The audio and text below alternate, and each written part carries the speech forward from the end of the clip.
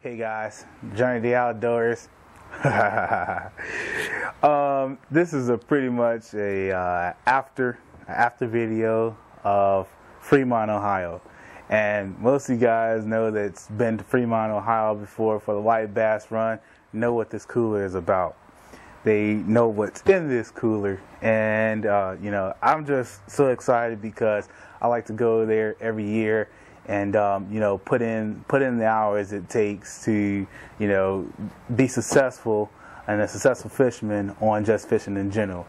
And you know, I got a few tips for you today, and I'm going to tell you the equipment that you need if you're going to go up there to Fremont, you know, fish the white bass. I'm going to tell you everything you're going to need and how much you should buy of it.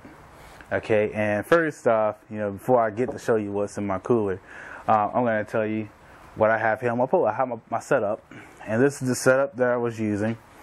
And you know, it's pretty simple. I have a 1/8 jig head right there, 1/8 jig head, and you know, it's tipped with a chartreuse, a black body but chartreuse tail, and this is setting about 2 feet up, you know, right there to right there, 2 feet up from a 1/4, a 1/4 ounce jig head, which is pretty interesting. Yeah, and that's pretty much for distance, giving it a little bit of distance there on the cast. And 1/4 ounce jig head, and it's got a white tail on it, white twisted tail. Now most people say, oh well, you know, 1/4 ounce jig head, you need to be using a 3-inch jig head, 3-inch twisted tail. That's not correct. You can do this and be successful. And what I do is I pretty much put a 2-inch twisted tail and I weedless rig it. Okay, and what I do is I'm going to show you this really quick. Now you just pinch it through the tail, go through the tail, through the nose of the twisted tail, ride it all the way up until it hits the collar, push it onto the collar, twist it over, and then you want to just barely cover the hook, tip of that hook. Now that'll stay like that. That's weedless and rockless for most parts, unless you get into a rock covey. But that will pretty much stay off of rocks for the most of the part, at least for about 4 or 5 casts. You want to just check it every once in a while, but it doesn't hinder the tail at all. It doesn't hinder the tail at all, and the tail will wiggle. But these bass were freaking slamming it. I mean, they were slamming it. But that's the setup that I use, and I have 6-pound test line.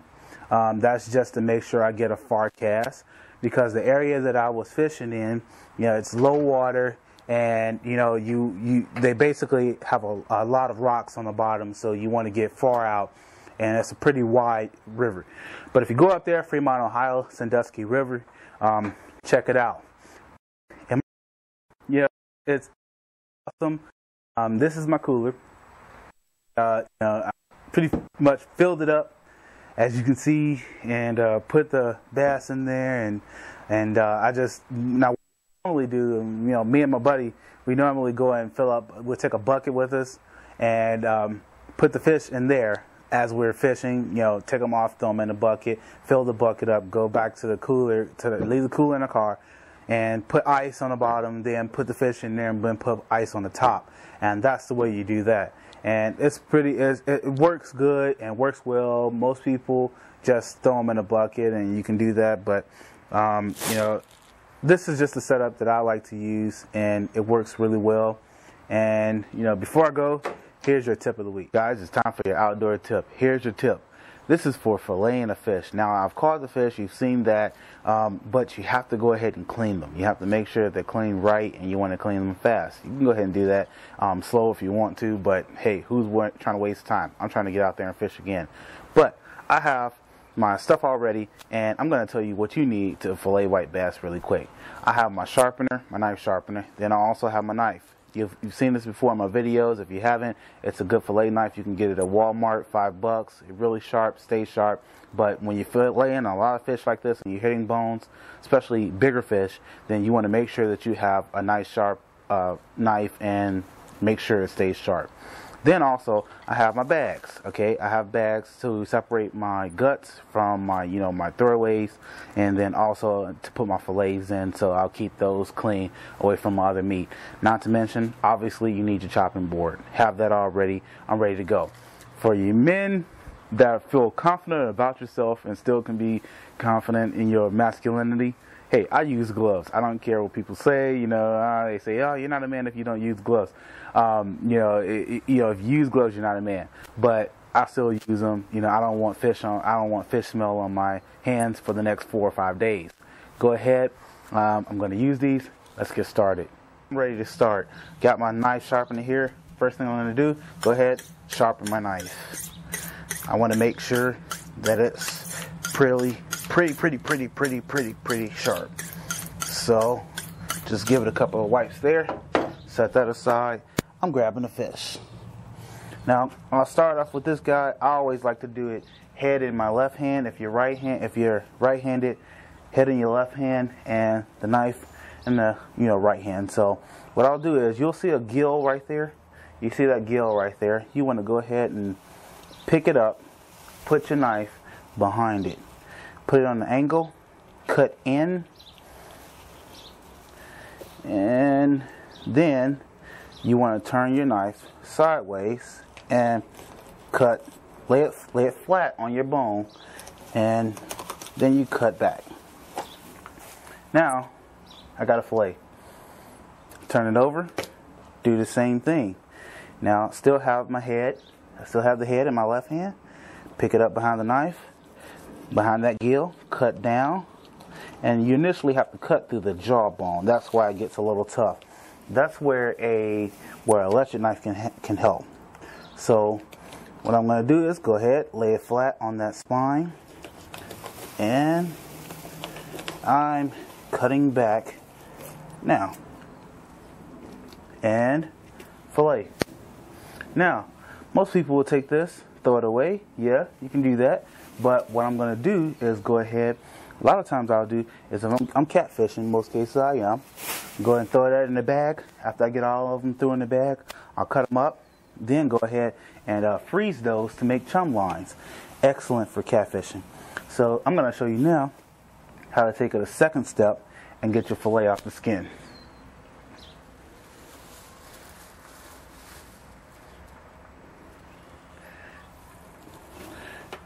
Alright, so we got this ready now. We're going to show you how to get your fillet off the skin. You have the tail part pointed towards you. Just have the tail pointed towards you. Put 2 fingers on that. Give a little cut down. You cut down a little bit and then grab that. That's for you to grab. The little small smidget that you cut off. You grab that with your fingers. Point the knife away from you and lay it flat on that skin, and then you can just cut that straight on off. And there's your fillet. Just right there. Got your skin right there. Got your fillet right there. No skin. It's ready for batter. I'm going to show you that again. Instant. I can go ahead and take this and throw that away, but instant replay. Cut right here, then lay the knife flat and cut it. Yeah, just kidding with you. As I said again, tail part away from you, or towards you. Then you want to put a finger on there. If you're kind of okay with the knife, just put your finger right there. Cut down just 2 inches, a little bit. That's not even a half a bite. Lay the knife flat on the skin. This is skin side down, and then cut away from you.